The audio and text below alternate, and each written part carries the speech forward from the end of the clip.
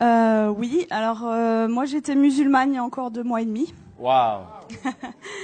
Et je suis médecin, on m'a annoncé un cancer des ovaires au mois de juin. D'accord, d'accord. Et pendant 3 semaines, un mois, en fait, j'étais très très mal, jusqu'à entendre parler de Jésus. Quoi, j'en avais déjà entendu parler, mais là j'ai été vraiment touchée sur une vidéo comme ça un soir chez moi. Et donc je me suis intéressée à cette personne et en fait j'avais pleuré pendant 3 semaines de tristesse et là je pleurais d'amour. Wow. Et je comprenais pas. Donc j'ai regardé beaucoup de vidéos témoignages sur Jésus et le soir même, c'était le 11 juillet de cette année 2018, Wow. je me suis mise à genoux dans ma chambre pour la première fois de ma vie devant Dieu et j'ai supplié pendant 20 minutes, Jésus, si tu existes vraiment, moi ça me suffit pas d'entendre parler de toi, je veux te voir. Et je veux te voir d'une façon que plus jamais de ma vie je vais douter de toi. Et en fait, pendant 20 minutes, j'ai attendu, j'ai supplié à genoux. Et il s'est rien passé, je suis retournée dans mon lit. Et là, j'ai entendu une voix qui me disait « Retourne-toi ». Et j'ai fait ma rebelle. J'ai dit « Mais il y a rien, il y a un mur blanc derrière moi ». Et j'ai entendu une deuxième fois « Retourne-toi » de façon très forte. Et là, je me suis retournée. Et en fait, au-dessus de mon lit, j'ai fait plusieurs pas de recul parce qu'il y avait la tête de Jésus, en fait. Wow. Et énorme. Et en fait, dans ses yeux, ses yeux sont pas comme les nôtres en fait. Il y a pas un cercle quoi. Il y a tous les univers dans ses yeux. Et en fait, il m'a regardé, il m'a transpercé le cœur. Et en fait, là, j'ai une urgence intérieure Wow. qui, pour une musulmane, est incompréhensible. C'est-à-dire que c'est pas venu de mon mental. Je devais me faire baptiser le plus vite possible. Oh, wow. Donc le lendemain, j'ai cherché partout où me faire baptiser. J'ai regardé des églises sur Internet. J'étais devant des églises, j'étais là postée. C'était le 12 juillet. Et ça parlait pas à mon cœur. Je disais non, non, non. Les catholiques, les protestants, non, non, non. Et à la fin de la journée, j'ai dit à Jésus, tu m'as donné cette envie-là, donc guide-moi. Et donc il m'a guidée en fait vers des personnes qui font des baptêmes dans des lacs, des piscines, des trucs. Et donc j'ai été baptisée le 13 juillet 2018. Et là, j'ai vraiment vu, parce que en fait, je suis médecin psychiatre, addictologue, et je croyais pas trop aux esprits, tout ça. Et là, j'ai vu des esprits sortir de moi, etc. Wow. Donc j'ai dit.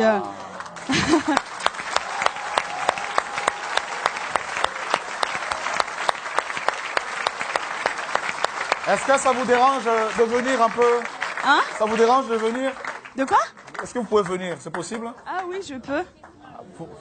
Mais là, c'est... Quand on parle de Jésus ici, là... Wow! Jésus! Attends. Merveilleux, merveilleux, Dieu pour moi, tout-puissant, Créateur, prince de la paix, il me sauve, il me garde en lui à jamais. Merveilleux, mon sauveur, mon Dieu, mon wow!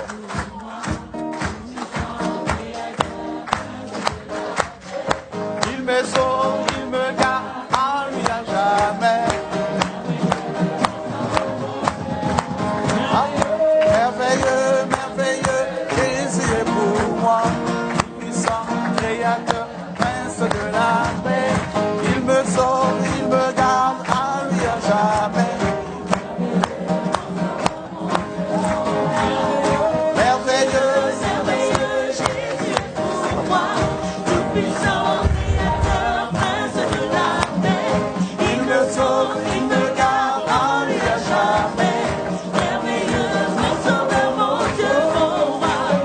Merveilleux, merveilleux, Jésus est pour moi, tout-puissant, créateur, prince de la paix.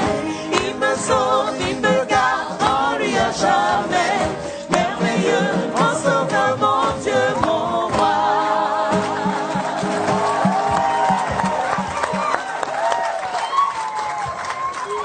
Wow. Donc je continue.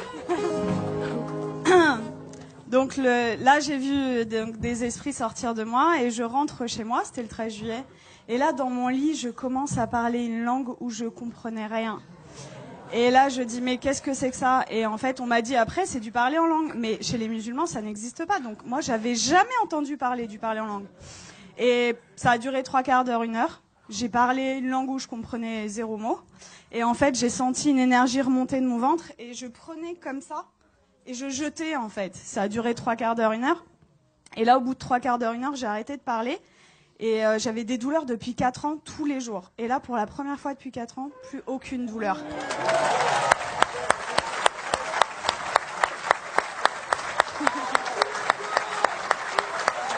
Wow.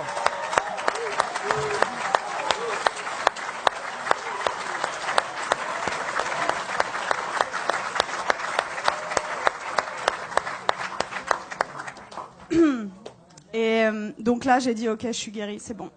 J'ai pris rendez-vous chez mon gynéco le 17 juillet. Et j'arrive et je lui montre les examens complémentaires, les marqueurs tumoraux, l'IRM pelvienne. Et il me dit, bon, écoutez, alors c'est une maladie très sévère. On va opérer, on va faire un traitement, etc. Et là, je le regarde avec le sourire et je lui dis, vous savez pas ce que je vais vous dire? Je suis guérie. Et là... Et là, il me dit, comment ça, je comprends pas. Il m'a écouté quand même parce que je suis médecin, j'ai un cabinet juste à côté de chez lui, quoi. Donc il savait que c'était pas n'importe, voilà. Et là, je lui dis, mais en fait, je suis guérie. Et il me dit, bon, parce que le déni en médecine, ça existe beaucoup. Il me dit, bon, allez, on va faire l'échographie. Et en fait, là, il me fait l'échographie et il était bouche bée. Donc, en fait, il passe sur l'ovaire gauche. Là, il me dit au ralenti, ovaire gauche normal.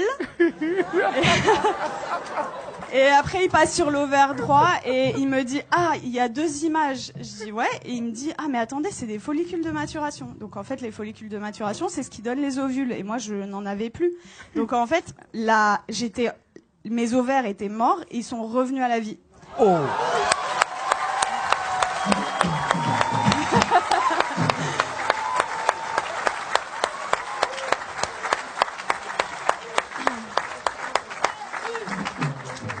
Et là, il retire la sonde et il me dit, vous vous rhabillez, vous allez m'expliquer ce qui s'est passé.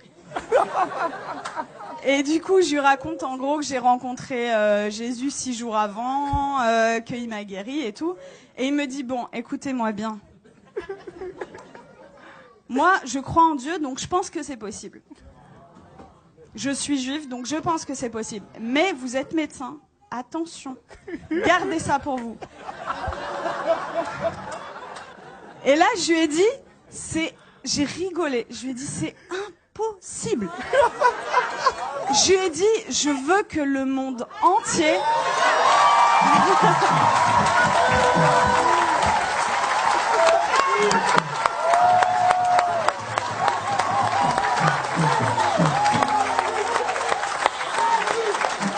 Jésus, Jésus, Jésus, Jésus, Jésus, Jésus, Jésus, Jésus, Jésus, Jésus, Jésus, Jésus, Jésus, Jésus,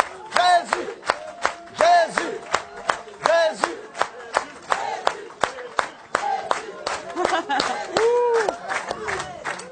Je lui ai dit, je veux que le monde entier sache que Jésus est vivant. Et il m'a dit, bon, ok. Et il m'a fait mon compte rendu d'échographie, qui était normal. C'était un plaisir pur. Et il me le rend. Et là, il me dit, est-ce que je peux vous faire la bise au lieu de me serrer la main? Je dis, bien sûr. Et il me prend le visage et il me dit que Dieu vous garde. Et en fait, ce que je raconte partout autour de moi, c'est... Tout à l'heure, le frère disait que vous aviez vécu au Cameroun l'acte des apôtres. En fait, c'est ce que je vis tous les jours, quoi. Et c'est-à-dire que je travaillais que en cabinet. Le Seigneur m'a amené à travailler à l'hôpital, aux urgences. Et en fait, je vois des cas psychiatriques sévères. Et ma première garde après mon baptême, les infirmiers, le geste qu'ils ont fait le plus dans la nuit, c'était ça. Ils y croyaient pas, en fait. Il y avait que des miracles. Toute la nuit. Ils ont pas compris.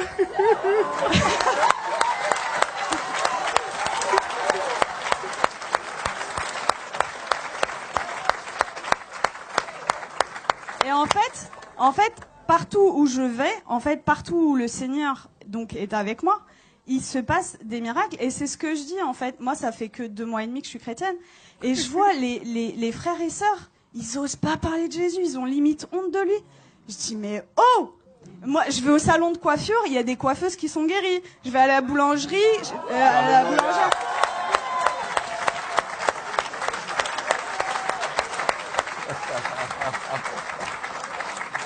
En fait, j'aime beaucoup cette expression. En fait, je dis que le Seigneur, c'est l'antidote à tout. Et le monde entier a le poison. C'est-à-dire qu'ils connaissent pas Jésus.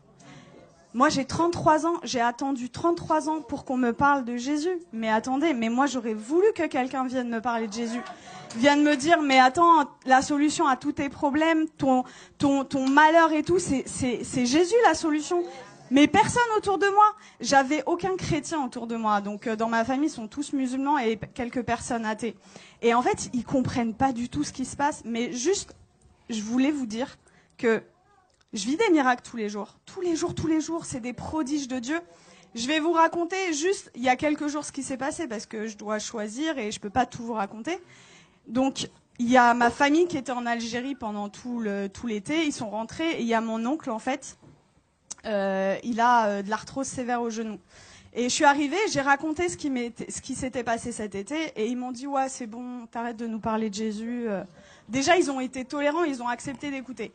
Et là, je vois, en fait, mon oncle, il boite, il a de l'arthrose. Et là, je lui dis, tonton, est-ce que je peux prier pour toi? Il me dit non. Et ma tante, elle lui dit, bah, pourquoi, qu'est-ce que t'as à perdre? On va voir si ce qu'elle dit est vrai. Je dis, ok. Et là, le Seigneur m'a donné le verset, vous savez, où il ressuscite une femme et il fait sortir tout le monde, en fait. Donc, en fait, j'ai pris mon oncle, je l'ai sorti du salon, et j'ai prié pour lui, et en fait, je lui dis, t'as mal à combien? Il me dit, à 7/10. Il boitait. Et donc, je prie le Seigneur, et le Seigneur le guérit. Il me dit, mais j'ai plus mal du tout. Et là, il commence à courir dans toute la maison.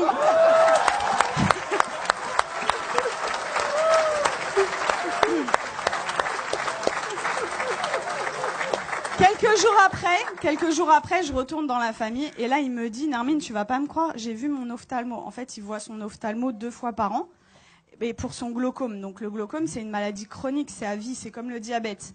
Et il me dit, l'ophtalmo, il a pas compris, j'ai plus de glaucome. Il lui a dit, je peux pas t'arrêter les 2 traitements parce que voilà, mais j'en arrête 1 sur 2. La prochaine fois, s'il y a plus rien, on arrête le 2e, quoi. Et donc ça, c'était mon oncle et mon père qui a 80 ans, musulman depuis 80 ans. Wow. J'ai été le voir, ça faisait très longtemps que j'étais pas allée le voir, au moins 6 mois, 1 an. J'ai été le voir jeudi dernier. Et en fait, je lui ai raconté ce qui m'est arrivé. Il a été guéri. J'ai prié pour lui. Il a été guéri de ses acouphènes, c'est des bourdonnements. Il avait depuis 10 ans, plus d'acouphènes. Il avait mal au dos, il pouvait pas sortir sans ceinture. Plus de ceinture. Je l'ai sorti sans ceinture. Il voyait double, il avait une diplopie. Il voyait double quand il mettait pas ses lunettes. Plus de diplopie. Et là, au bout de 2 heures, il me dit, c'est bon, je me donne à lui.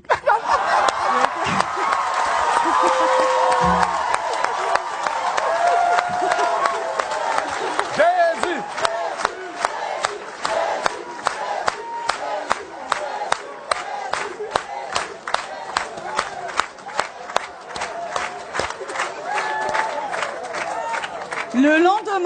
Le lendemain, donc c'était vendredi là, non, c'était pas hier, c'était vendredi dernier. Vendredi, j'arrive, donc le lendemain, en fait là, il me dit, tout ce qu'on s'est dit là, t'oublies, c'était des bêtises, tu me parles plus de Jésus. J'étais choquée. Je dis bon, ok. Et là, dans ma tête, au bout de 2 minutes, je dis non, ça va pas se passer comme ça. Et ça, vraiment, les frères et sœurs, c'est un truc hyper important. Vous priez, mais il faut proclamer aussi ce qui est écrit dans la parole. Et donc, dans ma tête, j'ai dit, je proclame qu'il appartient à Jésus. Je proclame qu'il appartient à Jésus. Et donc, j'ai proclamé. Et là, il me dit, j'ai la tête lourde et tout. Et je dis, j'ai vu l'opportunité. Je dis, je peux prier pour toi? Et il me dit, non, tu m'approches pas. Et donc, en fait, 3 fois d'affilée, en 1 heure, peut-être 3 fois, je lui ai proposé. La 3e fois, il me dit, ça prend combien de temps? Je lui dis 5 secondes. Je dis ok. Il me dit ok. Donc, je mets ma main comme ça, je chasse les esprits au nom de Jésus. Et là, il éternue, mais de façon disproportionnée. Et là, il me regarde et il me dit, c'est parti. Je dis, ah ouais? Et il me dit, tu crois que ça a un rapport avec ta prière? Je dis, bah totalement. Et du coup, on est reparti à parler de Jésus. Je l'ai sorti, on est parti manger ensemble. Ça faisait 20 ans, ça faisait 20 ans qu'on n'était pas sortis ensemble. Et en fait, je lui ai parlé du baptême dans l'après-midi. Et dans l'après-midi, il me dit, ok, je suis ok pour être baptisée. Donc là, j'étais là, j'ai dit, je vais te baptiser dans ma baignoire, mais je voulais pas le faire toute seule. Donc j'ai écrit à des frères et tout, oh, mon père, il veut se faire baptiser, qui sait? Et du coup, j'ai un frère qui est venu, et à 21h vendredi dernier, j'ai baptisé mon père.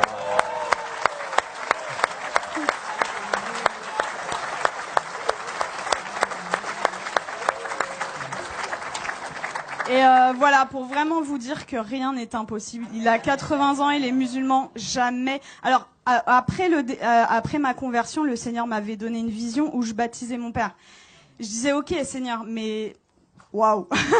Et en fait, ça s'est passé quoi. Donc vraiment, ne perdez pas espoir avec vos familles. Tout est possible. Pour nous, c'est impossible, mais pour le Seigneur, c'est possible. Et voilà, vraiment, votre vie, ça devrait ressembler au lac des apôtres, quoi. Donc vraiment, n'ayez pas honte de parler de Jésus. Qu'est-ce que ça va vous coûter? Vous passez à la boulangerie. Vous savez, moi, je suis dans ma voiture et même sur le périph', j'ai des gens. En fait, je loue le Seigneur. J'ai effacé toutes mes musiques du monde là et j'ai mis des louanges. Et donc je chante et tout, et même sur le périph', il y a des gens, ils passent sur le périph', ils me font comme ça, et moi j'ouvre ma fenêtre et je leur dis Jésus est la réponse. Et voilà, et en fait, ça franchement, si moi, en tant que médecin et venant d'une famille de musulmans, je prends le risque, vous qui avez votre famille, etc., qui croyez, mais osez quoi, parler de Jésus tout le temps, parce que voilà, j'ai une image qui m'était venue, c'est limite non-assistance à personne en danger, en fait, de pas parler de Jésus.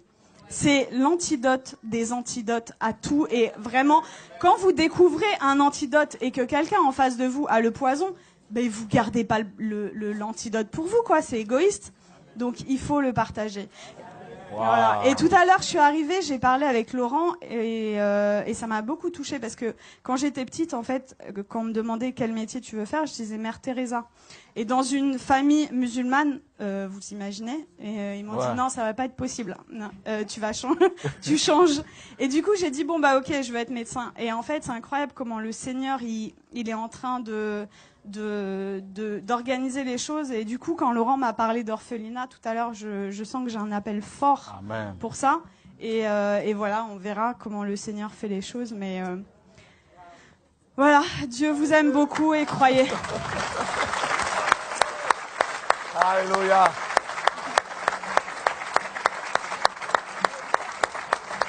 Waouh, gloire à Dieu.